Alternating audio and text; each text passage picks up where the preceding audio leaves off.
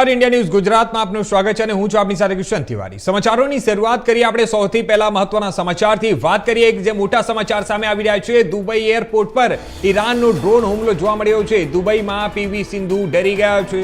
ત્યાં ટ્વીટમાં લખ્યું કે મારી નજીકમાં જ આ બ્લાસ્ટ થયો છે। ત્યારે અહીં પરિસ્થિતિ ભયાનક છે। આ જે દુર્ઘટના છે તમામ આ એક મોટી માહિતી જે સામે આવી રહી છે તેમાં જણાવી દઈએ કે આ ઈરાન ઇઝરાયલનું જે યુદ્ધની પરિસ્થિતિ જે ચાલી રહી છે તેમાં ગઈકાલથી જ આપણે જોઈ રહ્યા છીએ કે આ ઈરાન લગાતાર હુમલો કરી રહ્યું છે।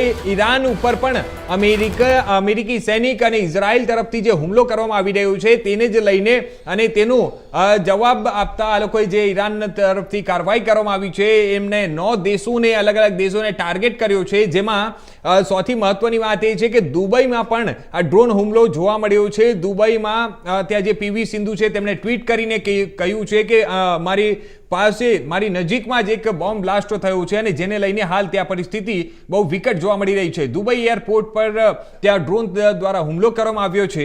આપણે વાત કરી દુબઈની તો દુબઈમાં જે બુર્જ ખલીફા છે તેની આસપાસમાં પણ ત્યાં ડ્રોન હુમલો કરવામાં આવ્યો હતો। ગઈકાલથી જે પરિસ્થિતિ છે તે વધુ વિફરી રહી છે। ત્યારે હાલ જે સમાચારો અને મોટી માહિતીઓ જે સામે આવી રહી છે તેમાં જણાવી દઈએ કે ઇઝરાયલના હુમલામાં ઇઝરાયલ અને અમેરિકા તરફથી જે હુમલો કરવામાં આવ્યો હતો તેમાં ઈરાનના જે પ્રમુખ હતા તેમનું મોત પણ નીપજ્યું છે।